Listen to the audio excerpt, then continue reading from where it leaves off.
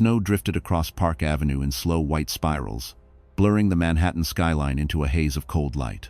Inside the back seat of a yellow taxi racing downtown, Naomi Bennett Cole pressed trembling fingers against her 7-year-old son's chest, counting the erratic beats beneath his pajama shirt. Ethan's lips were turning blue. "Stay with me, baby," Naomi whispered, clutching her iPhone as it rang again and again through Victor Cole's private line. Call failed. Call failed. Call failed. At 11:43 p.m., the taxi screeched under the emergency entrance canopy of New York Presbyterian Hospital. Nurses rushed Ethan onto a gurney, while Naomi followed barefoot, having lost one heel somewhere in the slush outside. 17 missed calls now. 17. Across town, 40 floors above Midtown, Victor Cole lay half-dressed in a silk hotel bed inside the Park Hyatt penthouse suite. A half-empty bottle of Dom Perignon chilled beside Tiffany champagne flutes. Sabrina Vale, wrapped in a white robe, reached over his discarded Armani jacket and silenced the vibrating phone on the glass nightstand. "Let it wait," she murmured. Back in the pediatric cardiac unit, alarms exploded in sharp metallic bursts. Dr. Amelia Ross shouted for epinephrine. Naomi grabbed Ethan's tiny hand as his frightened eyes searched the doorway. "Is Daddy coming this time?" he whispered. Her throat closed. "Yes," she lied, tears falling onto the blanket. "Daddy's coming." At 11:58 p.m., Ethan's heartbeat flatlined into one endless tone. The room froze. Naomi screamed Victor's name into the silence just as her phone lit up with one final incoming text from her husband. "In a meeting. Can't talk now." 3 floors below the ICU, unnoticed by everyone, retired federal judge Harold Bennett stepped out of the elevator and saw his daughter collapse. And in that instant, he knew this was no ordinary loss. Victor Cole arrived at New York Presbyterian Hospital just after dawn, wearing the same charcoal tuxedo from the previous evening, his hair disheveled but carefully recombed in the mirrored elevator downstairs. The scent of Sabrina Vale's Dior perfume still clung faintly to his collar when he stepped into the pediatric cardiac wing. The hallway was silent. No reporters, no assistants, no flashing phones. Only Naomi. She sat motionless beside Ethan's empty hospital bed, still wearing the black wool coat she had thrown over her nightgown hours earlier. In her lap rested Ethan's stuffed red fox, its stitched smile crooked from years of being loved too hard. Victor stopped at the doorway. "Naomi." She did not look up. On the neatly made bed lay Ethan's folded dinosaur blanket and a sealed plastic bag containing his final belongings, tiny socks, hospital bracelet, and the blue inhaler he would never use again. Dr. Amelia Ross approached with red-rimmed eyes and handed Victor the printed cardiac report. Time of death, 11:58 p.m. Victor's hand trembled as he saw the call log attached to Naomi's chart. 17 incoming calls, everyone unanswered. "I was in negotiations," he said weakly, his voice cracking under the weight of his own lie. That was when Harold Bennett entered. Tall, silver-haired, still wearing his Washington overcoat dusted with snow, Naomi's father carried the grave stillness of a man who had spent 40 years sentencing liars in federal court. He said nothing at first. He simply walked to Naomi, placed one hand on her shoulder, then turned his cold eyes toward Victor. And there, near the edge of Ethan's pillow, Harold noticed something strange. A second medication vial, unlabeled, not hospital-issued. Victor followed his gaze and went pale. Before another word could be spoken, Naomi finally raised her eyes and asked the question Victor feared most. "Where were you when our son was dying?" 3 days later, snow still covered the stone paths of St. Bartholomew's Chapel on Madison Avenue, where Ethan Cole's funeral drew Manhattan's elite in long black coats and polished shoes. Black SUVs lined the curb outside while reporters gathered behind velvet barricades, whispering about the tragedy that had struck one of Park Avenue's most powerful families. Inside the chapel, Naomi sat in the front pew, rigid and pale, her fingers wrapped around Ethan's final drawing. It showed their family holding hands beneath a bright yellow sun. Victor stood at the altar beside the small white coffin, performing grief with bowed head and trembling jaw. His custom black overcoat hid the panic rising beneath his carefully rehearsed sorrow. Across the aisle, Sabrina Vale entered quietly through a side door wearing dark sunglasses, her face half hidden beneath a mourning veil. She placed an enormous arrangement of white orchids near the coffin without signing the card. Harold Bennett saw her, and he recognized her immediately from a photograph he had found that morning in Victor's deleted cloud archive. At the close of the service, Father Donnelly invited the family forward for final farewell. Naomi stepped to Ethan's coffin and gently laid the drawing inside beside his folded fox toy. Then she noticed it. Tucked beneath Ethan's blanket was a folded hospital napkin with shaky child handwriting. Her breath caught as she unfolded it. In crooked pencil, Ethan had written only 7 words. "Grandpa changed my medicine. Tell Mommy please." Naomi staggered backward, nearly collapsing. Harold caught her before she fell. Victor rushed forward, but Harold blocked him with one arm and took the note. Across the chapel, Leonard Cole, Victor's father, rose from the rear pew, his face unreadable. Their eyes locked, and in that frozen instant, Harold understood something terrifying. The most dangerous man in the room was not Ethan's cheating father. It was Ethan's grandfather. The chapel emptied under a gray Manhattan sky, but Naomi refused to leave Ethan's coffin until the last mourner was gone. Her gloved hand clutched the folded napkin so tightly the paper had softened with sweat. 7 childish words, crooked, uneven, unmistakably. Ethan's handwriting echoed louder in her mind than the funeral organ ever could. "Grandpa changed my medicine. Tell Mommy please." Harold guided her into a private mourning room behind the sanctuary, locking the oak door before speaking. "No one sees that note," he said quietly, slipping it into the inner pocket of his wool overcoat. His judge's instincts were already moving faster than grief. Victor burst in moments later without knocking. His face had lost all color. "Naomi, give me the note." She stared at him in disbelief. "You knew?" Victor swallowed hard, loosening his tie. "I don't know what Ethan meant." He was confused. Sick children say things they don't understand. Before Naomi could answer, Leonard Cole entered behind his son, carrying the same silver-headed cane he used at every board meeting. His voice was calm, almost gentle. "Ethan was medicated heavily," Leonard said. "Hallucinations are common." Harold stepped between them. "That's convenient," he replied. Leonard's eyes narrowed. Then came the twist, none of them expected. Dr. Amelia Ross appeared in the doorway, visibly shaken, holding a sealed hospital evidence envelope. "I wasn't supposed to find this," she said. Inside was the missing second vial from Ethan's room. Hospital lab analysis had already flagged it. The contents were not prescribed cardiac medication. It was an unapproved experimental compound, one manufactured exclusively by Cole Dynamics. Victor staggered backward into a pew. Naomi turned toward him, horror overtaking grief. "You let your company test drugs near our son." Leonard's cane struck the marble floor once. And with chilling composure, he said, "Be very careful what accusations you make against family." By the time Naomi returned to the Park Avenue penthouse that evening, the locks had already been changed. The doorman at the marble entrance lowered his eyes before speaking. "Mrs. Cole, I was instructed not to let you upstairs without authorization from Mr. Leonard Cole." For a moment, Naomi thought she had misheard him.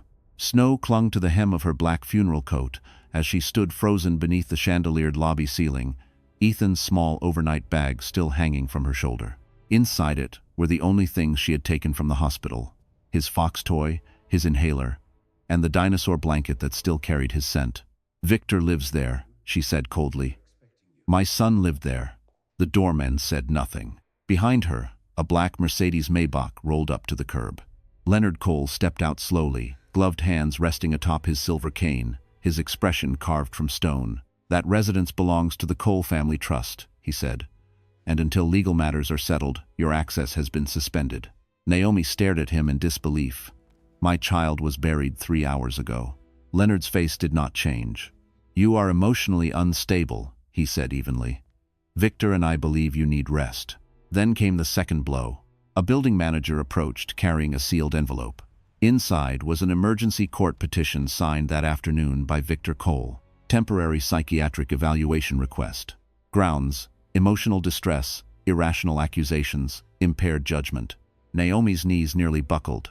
From across the lobby, her phone buzzed. "Unknown number." She answered with shaking hands.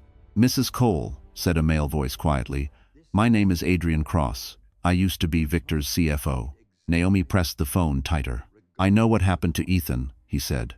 Before she could respond, 2 private security guards entered the lobby carrying her boxed belongings. And behind the tinted glass doors, Naomi saw Sabrina Vale stepping out of the elevator wearing Naomi's robe and smiling inside her home. Naomi could not breathe. Through the mirrored glass doors of the Park Avenue lobby elevator, Sabrina Vale stepped forward with slow, deliberate elegance, wrapped in Naomi's ivory cashmere robe, the one Ethan had given his mother on her last birthday, chosen with Victor at Tiffany's, after insisting it felt as soft as clouds. Now another woman wore it. Sabrina's lipstick was flawless, her expression serene, almost tender, as if she were comforting a grieving widow instead of standing inside the wreckage of her stolen life. Victor thought it would be easier if I packed the personal items myself, Sabrina said, nodding toward the cardboard boxes stacked beside the concierge desk. Naomi stared at her, speechless. Inside one box, visible beneath tissue paper, lay Ethan's framed school photograph. Harold Bennett arrived just in time to catch the tremor in his daughter's knees before she collapsed. His face hardened when he saw Sabrina. "You have nerve," he said. Sabrina tilted her head calmly. "I'm only helping Victor through a difficult transition." That was when Naomi snapped. She crossed the marble floor in 2 strides and tore open the nearest box. Clothes spilled across the lobby tiles, her sweaters, Ethan's pajamas, family albums, and then something else slid free. A slim silver USB drive taped beneath a shoebox lid. Adrian Cross's voice echoed in Naomi's memory. "I know what happened to Ethan." She grabbed it before anyone else noticed. Victor suddenly emerged from the private elevator, his face pale with fury. "Give that to me," he demanded. Naomi stepped back. "What is on this drive?" Victor lunged forward, but Harold blocked him with surprising force for a man his age. At that exact moment, the lobby television above the concierge desk switched to breaking financial news.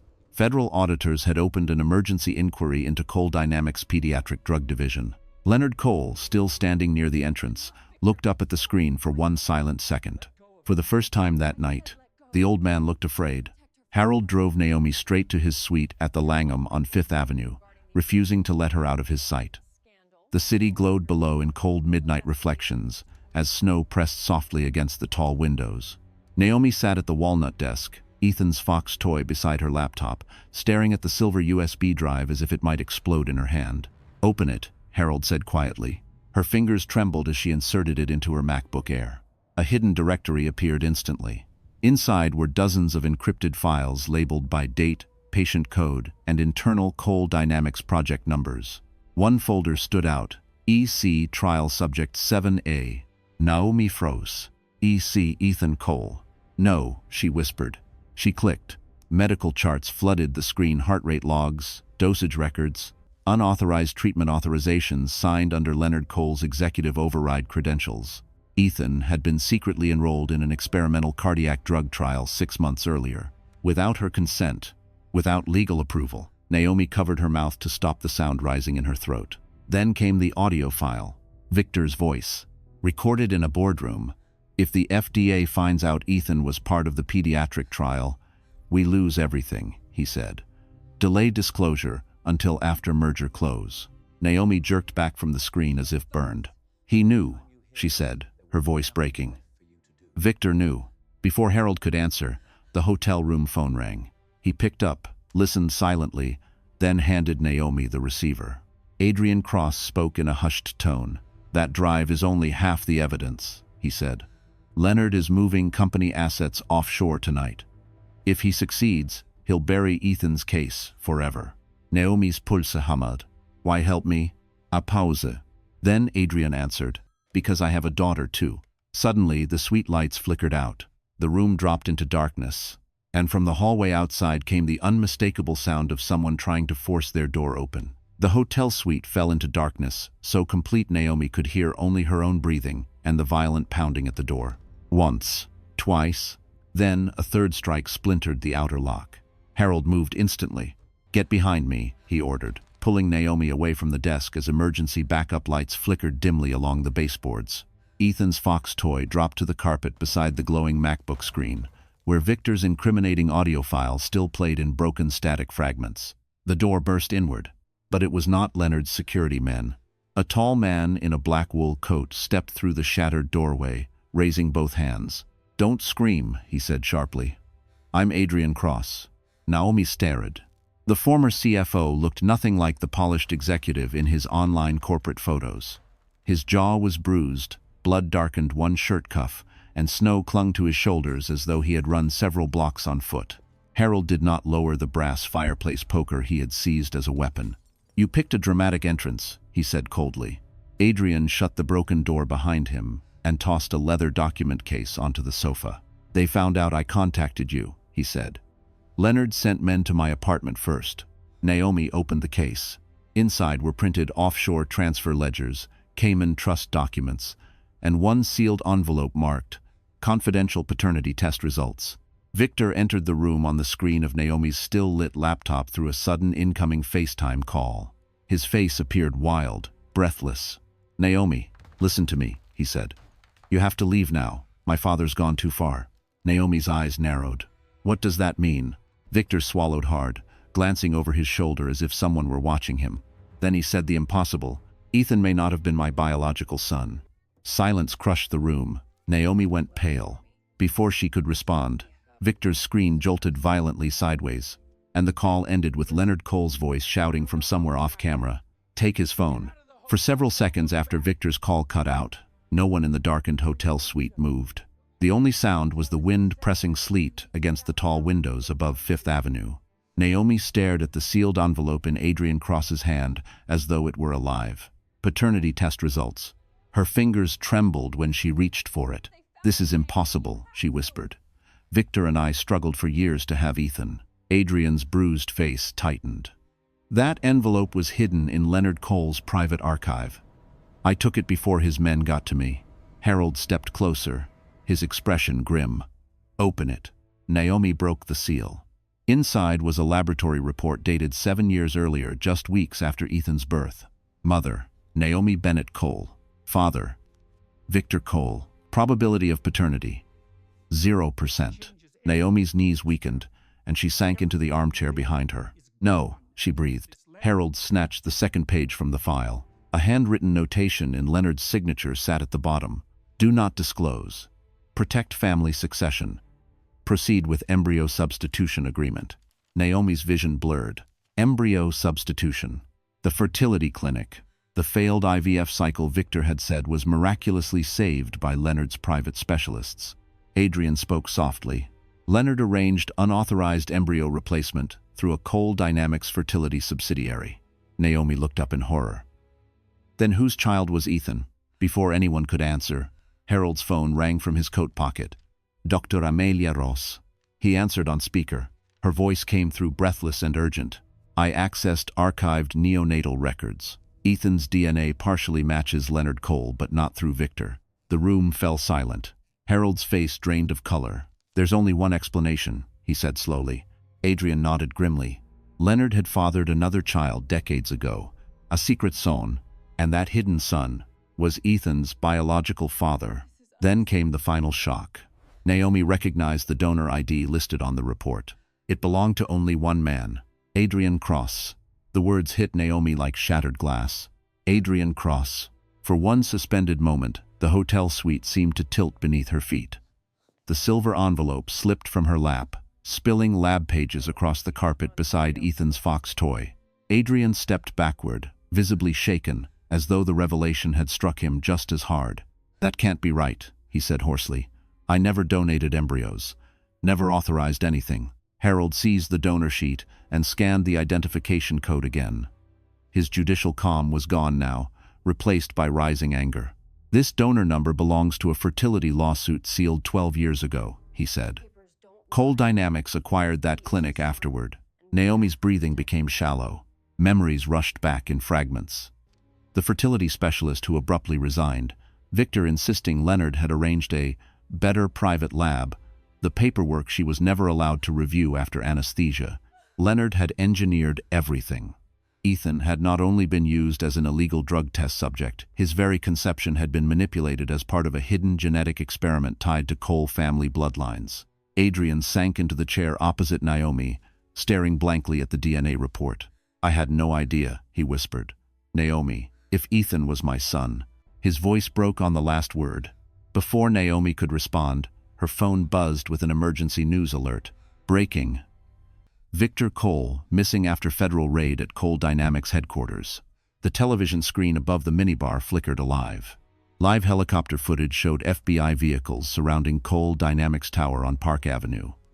Employees flooded the sidewalks in panic as agents escorted Leonard Cole in handcuffs toward a black SUV. But Leonard was smiling.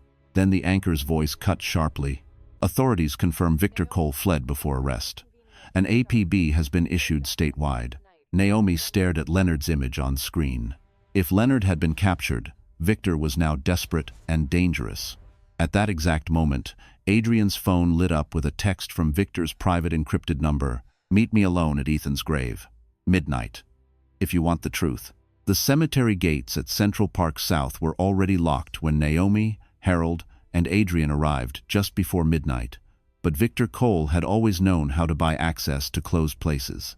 One side gate stood ajar, swaying in the freezing wind like an invitation into the dark. Fresh snow covered the graves in pale silver layers.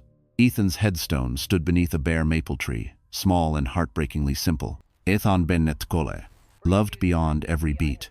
Victor was waiting there alone. His overcoat hung open, his face hollow with exhaustion, and dried blood marked one sleeve where he had apparently been injured escaping federal agents. The once polished CEO of Cole Dynamics now looked like a hunted man, unraveling by the hour. Naomi stopped several feet away. "Start talking," she said. Victor's eyes moved from Naomi to Adrian, then dropped to Ethan's grave. "My father built his empire on genetic patents," he said quietly. "He believed bloodlines could be engineered like corporations." Adrian stiffened. Victor continued. "When Cole Dynamics bought the fertility clinic, Leonard began selecting embryos tied to specific DNA markers. Yours was one of them, Adrian. You had a rare cardiac resistance gene he wanted in the family line." Naomi felt sick. "He used my body without consent." Victor nodded, shame flooding his face. "Yes." Harold stepped forward. "And Ethan's medication?" Victor swallowed hard. "My father altered the dosage after the FDA threatened to shut down the pediatric trial. Ethan's reaction exposed the drug's fatal flaw." Naomi's voice trembled. "You saw my calls." Victor closed his eyes. "I saw everyone." Suddenly, headlights swept across the cemetery. 3 black SUVs roared through the rear service gate. Armed men in dark coats poured into the snow. Leonard Cole stepped out of the lead vehicle, still in handcuffs, escorted by corrupted private security officers. He raised his silver cane toward Ethan's grave and said coldly, "If this family must burn, no one leaves with the truth alive." For one frozen second, no one moved. Snow swirled across Ethan's grave in ghostly spirals as Leonard Cole stood beneath the cemetery floodlights, silver cuffs gleaming on his wrists, his face calm with the terrifying certainty of a man who still believed money could command death. Then chaos erupted. One of Leonard's hired guards raised a handgun toward Harold Bennett. Victor reacted first. "Down!" he shouted, lunging across the graveyard path and slamming Naomi into the snow just as gunfire cracked through the night. The first bullet shattered Ethan's marble headstone. The second struck Victor high in the shoulder. Naomi screamed as he collapsed beside the grave, blood spreading dark across the white ground. Adrian tackled one gunman from behind, driving both men into an iron fence with a violent crash. Harold dragged Naomi behind a stone crypt, shielding her with his body while pulling out his phone to call federal dispatch. Leonard did not flinch. Instead, he stepped closer to Ethan's grave, voice cold and measured. "This should have ended with the boy," he said. Victor was too weak to protect the company.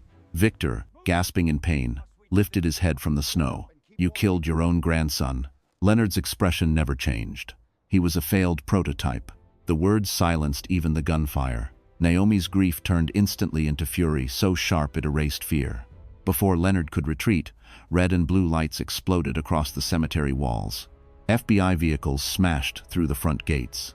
Federal agents stormed the burial grounds from every direction, weapons drawn, pinning Leonard's men into the snow within seconds. Leonard tried to run. He made it only 3 steps before Adrian, bruised and bleeding, tackled him face first beside Ethan's grave marker. As agents restrained the old man, Leonard laughed through bloodied teeth and looked directly at Naomi. "You think this ends with me?" Then he delivered the final twist. "There's one more child." Naomi froze. Leonard smiled coldly.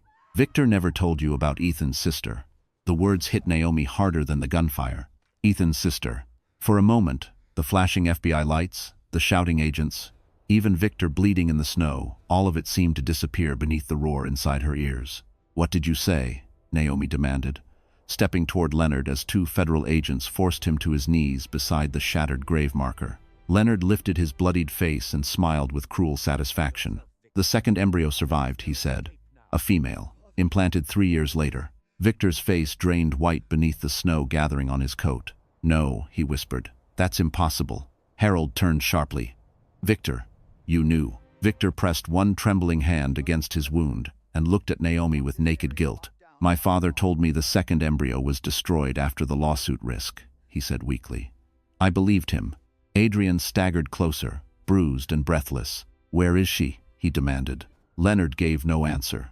Instead, he nodded toward Sabrina Vale, who had just stepped out of the rear SUV wearing a camel wool coat and dark gloves, her face pale but composed. Naomi stared in disbelief. Sabrina calmly opened the back passenger door. Inside sat a little girl, about 4 years old, asleep beneath a pink blanket, clutching a stuffed rabbit. The child had Ethan's eyes. Naomi gasped. Sabrina's voice trembled for the first time. Her name is Lily. Victor looked shattered. Sabrina, what have you done? Tears welled in Sabrina's eyes. Leonard paid my medical debts years ago, she said. He made me carry her as surrogate insurance for the bloodline. Naomi's knees nearly gave way. Another child, another stolen life. As paramedics loaded Victor into an ambulance, Lily suddenly woke and looked through the SUV window toward Naomi. Then, in a sleepy whisper heard by everyone standing near, Mommy? Naomi froze. Because the child wasn't looking at Sabrina. She was looking directly at her. Naomi stood motionless in the snow, unable to breathe as the little girl reached tiny fingers toward her through the SUV window. Mommy? The single word shattered what remained of her strength.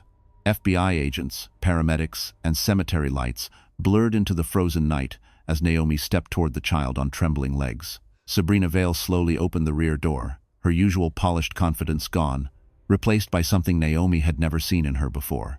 Shame. Lily looked no older than 4, with Ethan's dark lashes and Naomi's unmistakable cheekbones. Around her neck hung a small silver heart pendant, engraved with the initials LBC Lily Bennett Cole. Naomi touched the necklace with shaking fingers. She was born in Boston, Sabrina whispered. At a private Cole Dynamics clinic, Leonard sealed all records. Harold's face hardened with rage. They erased her birth mother. Naomi turned to Victor, who was being lifted into the ambulance stretcher, pale from blood loss. You let this happen? Victor's voice cracked. I didn't know Lily survived. My father told me Sabrina miscarried. Sabrina flinched. That was the lie he made me tell, she admitted. Leonard said if I disobeyed, he'd destroy me. Adrian stared at Lily as if seeing a ghost. She's mine too, he whispered, the truth sinking in with visible pain. 2 children, both biologically his, both stolen into Leonard Cole's twisted dynasty experiment. Then came another blow. An FBI agent approached Harold carrying a sealed evidence bag recovered from Leonard's SUV. Inside was a passport, forged custody papers and airline tickets departing at dawn for Switzerland. Leonard had planned to flee the country with Lily before his arrest. Naomi gathered the frightened child into her arms, holding her as Lily buried her face against Naomi's coat. And just as Naomi began to absorb the impossible miracle of finding her daughter, her phone rang. The hospital. Victor had gone into cardiac arrest during transport. By the time Naomi reached New York Presbyterian Hospital, Victor Cole had been rushed into emergency surgery. The pediatric cardiac wing where Ethan had died only days before now felt like a cruel mirror of unfinished grief. Naomi sat in the intensive care waiting room with Lily asleep across her lap, wrapped in Harold's wool coat, while Adrian paced beside the rain-streaked windows in stunned silence. At 3:17 a.m., Dr. Amelia Ross emerged from surgery, her scrubs marked with blood. He's alive, she said, but barely. If you want answers, this may be your only chance. Naomi entered Victor's ICU room alone. Machines hissed softly around him. Tubes ran into both arms. His face, once polished for magazine covers and shareholder meetings, looked hollow and gray under fluorescent light. Victor opened his eyes when she approached. I never meant for Ethan to die, he whispered. Naomi's jaw tightened. But you let him. Tears slipped from the corners of Victor's eyes. My father threatened Lily, he said weakly. When Ethan's trial reaction exposed the drug failure, Leonard said if I spoke to the FDA, he'd make Lily disappear forever. Naomi stood frozen. Victor coughed painfully, blood staining his lips. The night Ethan died. I saw your calls. I was leaving Sabrina when Leonard intercepted me. He locked me in the hotel garage and took my phone. Naomi searched his face for deception. There was none left. Victor's trembling hand reached beneath his blanket and pulled out a small gold key attached to a hospital wristband tag. "Safety deposit box," he gasped. "First National Bank. Everything is there: Leonard's offshore accounts, board bribes, the fertility records." Naomi took the key silently. Victor looked toward the dark window, voice fading. "One more thing." His breath rattled. "Sabrina didn't betray you. She was protecting Lily from my father." The heart monitor suddenly surged into alarm. Doctors rushed in. Naomi backed toward the door, just as Victor flatlined before her eyes. At sunrise, Manhattan glowed pale gold beneath a bitter winter sky as Naomi, Harold, Adrian, and 2 federal marshals entered First National Bank on Madison Avenue. Lily slept against Naomi's shoulder, clutching Ethan's fox toy, unaware that the small gold key in Naomi's hand could destroy one of America's most powerful corporate dynasties. The private vault manager led them underground into a steel-walled security chamber. Box 417. Naomi inserted the key. Inside lay 3 encrypted hard drives, a leather ledger book, several passports under false names, and 1 thick red file labeled Cole Dynastics Succession Program. Harold opened it first. His face turned grim. Page after page documented decades of illegal embryo harvesting, fertility fraud, genetic manipulation, and secret child placements tied to Cole Dynamics medical subsidiaries. Leonard Cole had engineered multiple unauthorized births to preserve selected bloodlines carrying patented DNA markers. Ethan and Lily were not isolated cases. There were 12 children. 12. Adrian staggered backward, gripping the edge of the vault table. "May God." Then Naomi found the final document. A signed internal board resolution naming Leonard's hidden successor in the event of Victor's death. Not Victor, not Lily. Sabrina Vale. Harold looked stunned. Leonard was grooming her to inherit the company. Before anyone could process it, Naomi's phone rang. "Sabrina." Naomi answered on speaker. Sabrina's voice shook with panic. "They're moving Leonard out of federal custody," she said. "The board bribed a judge. If he reaches the private airfield in Teterboro, he'll disappear before indictment." Harold cursed under his breath. Adrian grabbed the hard drives. "Then we stop him now." As they rushed from the vault toward the elevators, federal alerts exploded across every television screen in the lobby. Breaking news. Cole Dynamics, stock frozen, emergency, SEC, seizure underway. Leonard's empire was collapsing, but Leonard himself was still free. And he had just boarded a helicopter with Lily's forged Swiss passport in his coat pocket. The private helicopter pad atop Teterboro Executive Airfield shimmered under harsh morning floodlights as Naomi's SUV tore through the final security gate, chased by federal marshals and flashing sirens. Snow blasted sideways across the runway.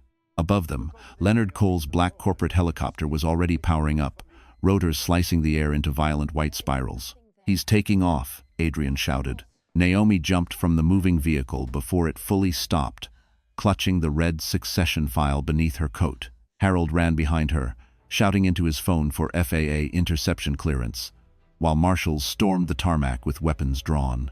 Leonard stood inside the helicopter doorway, cuffs removed, one hand gripping the frame, the other holding a pistol against Sabrina Vale's ribs. Sabrina's face was streaked with tears.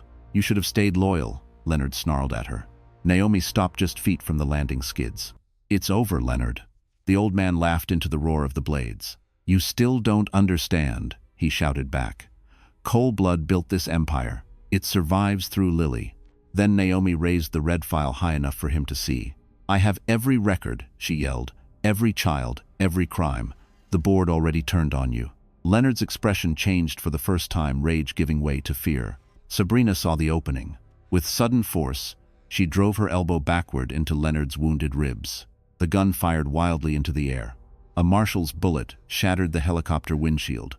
Leonard stumbled onto the slick metal skid, lost his balance, and crashed hard onto the frozen tarmac below. The pistol slid across the ice toward Naomi's feet. Silence followed as the rotors powered down. Leonard coughed blood, glaring up at Naomi with hatred. "You think winning gives Ethan back?" Naomi knelt beside him, eyes burning with grief. "No," she said. "But it gives Lily a future you'll never touch." Minutes later, as agents dragged Leonard away in chains, Cole Dynamics stock officially collapsed into bankruptcy. 6 weeks later, the federal courthouse in Lower Manhattan overflowed with reporters, grieving families, and former Cole Dynamics employees desperate to witness the downfall of the dynasty that had controlled their lives for decades. Naomi entered through the East Marble corridor holding Lily's hand. Outside, camera flashes lit the courthouse steps like lightning. Inside courtroom 7, Leonard Cole sat behind reinforced glass in a dark tailored suit, stripped of every symbol of power. No silver cane, no private guards, no empire left to shield him. The charges filled 73 pages. Corporate homicide, medical fraud, child trafficking conspiracy, genetic crimes across 3 states, and Naomi was the prosecution's star witness. Harold Bennett watched from the front row, silent and proud, while Adrian Cross sat beside Sabrina Vale, now granted immunity after turning over internal succession recordings proving Leonard orchestrated every illegal birth. When Naomi took the stand, the courtroom fell silent. She spoke not as a widow, not as a victim, but as Ethan's mother. She described the missed calls, the hospital alarms, the note hidden in Ethan's coffin. The years of stolen motherhood Leonard had engineered through lies and medical theft. Several jurors openly wept. Then came the final blow. Federal prosecutors played Leonard's cemetery confession before the jury. He was a failed prototype. The words echoed through the chamber like a death sentence. Leonard's expression finally cracked. For the first time in public, fear showed. By late afternoon, the verdict returned. Guilty on all counts. The judge sentenced Leonard Cole to life in federal prison without parole, plus full asset seizure under restitution law. As marshals led him away in chains, Leonard turned once toward Naomi. "You'll never erase my blood from that child," he hissed. Naomi held Lily closer and answered with calm finality. "No, but I will erase your name." And with one sentence, the Cole dynasty ended forever. Spring came softly to Manhattan, melting the last traces of winter from the city's sidewalks, as Naomi stood beneath the glass atrium of the newly renamed Ethan Hope Children's Cardiac Center in Boston. What had once been a shuttered Cole Dynamics pediatric research facility was now transformed into something Leonard Cole would have despised. A non-profit hospital devoted entirely to free treatment for children with congenital heart disease. Naomi had used the court-awarded restitution funds, $42 million recovered from Leonard's frozen offshore accounts, to build it in Ethan's name. Above the entrance, engraved in white marble, were the words, "For every child who deserves one more heartbeat." Lily ran ahead through the bright lobby, laughing as she chased sunlight spilling across polished floors. Around her neck she still wore the silver pendant Naomi had reclaimed from the cemetery night, though the engraving had changed. No longer Lily Bennett Cole. Now it read, Lily Bennett Cross. Adrian stood beside Naomi near the reception desk, dressed simply in a navy overcoat instead of his former executive suits. Over the past weeks, he had moved carefully into their lives, not as replacement, not as rescuer, but as Lily's biological father, learning how to become worthy of the title. Sabrina Vale arrived quietly carrying a small wrapped box. Her testimony had cost her everything: career, reputation, public standing. Yet today, Naomi had invited her. Inside the box was Ethan's recovered memory tablet, restored from hospital backup servers. Dr. Amelia Ross entered moments later with tears in her eyes. "There's one final file," she said. Naomi opened the tablet. A video began playing. Ethan appeared on screen in his hospital bed, pale but smiling. "Hi, Mommy," he said softly. "If you're watching this, it means I got to be brave." Naomi covered her mouth as tears fell. And then Ethan added the words that healed what grief never could. "Please love Lily enough for both of us." The maple tree above his stone had turned crimson. At its base, fresh white lilies surrounded a bronze plaque engraved with Ethan's final drawing, the family holding hands beneath a bright yellow sun, now restored exactly as he had sketched it. But this time, one more child had been added. Lily. She knelt in the grass, placing a handwritten letter beside her brother's grave, her dark curls catching the sunlight. Nearby, Adrian adjusted the scarf around her neck, while Harold Bennett sat on a nearby bench, older now, but lighter somehow, as though justice had returned years stolen from his shoulders. Naomi no longer wore mourning black. Today she wore cream wool and hope. Across the country, Ethan Hope Children's Cardiac Center had already saved 83 children in its first year. Naomi now chaired the National Pediatric Ethics Reform Board created after the Cole scandal, while Adrian directed a foundation protecting families from fertility fraud nationwide. Even Sabrina Vale had found her own reckoning. Sentenced to community restitution rather than prison, she now worked quietly in hospital grief counseling, spending every day helping mothers she once helped destroy. Naomi stepped forward and laid Ethan's fox toy beneath the plaque one final time. "Your sister is safe," she whispered. At that moment, Lily ran back, holding a folded envelope she had found tucked beneath a stone vase. Naomi opened it carefully. Inside was a prison notice from Leonard Cole's federal facility. Leonard Cole had died alone overnight in his cell. No visitors, no final calls. Only one sealed last request remained unread. Naomi looked once at the envelope, then dropped it unopened into the memorial fire lantern beside Ethan's grave. As flames consumed Leonard's last words, Naomi took Lily's hand and walked forward into the life her son had given back to them. So, this is where the story comes to an end, my dear friends. And if you're still here with me now, that means something in Naomi's journey probably touched your heart in a very personal way. Maybe it was her grief, her strength, or the way she kept walking forward even after losing almost everything. Stories like this remind us of something the Stoic philosopher Marcus Aurelius once wrote. "You have power over your mind, not outside events. Realize this, and you will find strength. Life will wound us in ways we never expect. People may betray us, truth may be hidden, and justice may come painfully late, but healing begins when we choose not to let pain define who we become." Naomi could not change what was taken from her, but she chose to turn sorrow into purpose, and that is where real victory lives. Sometimes the deepest revenge is not destruction, it is rebuilding a life so meaningful that darkness loses its power over you. If this story stayed with you, please like, share, and subscribe to our channel, because your support helps bring more powerful stories like this to life. And until next time, remember, even after the cruelest winter, healing still finds its spring.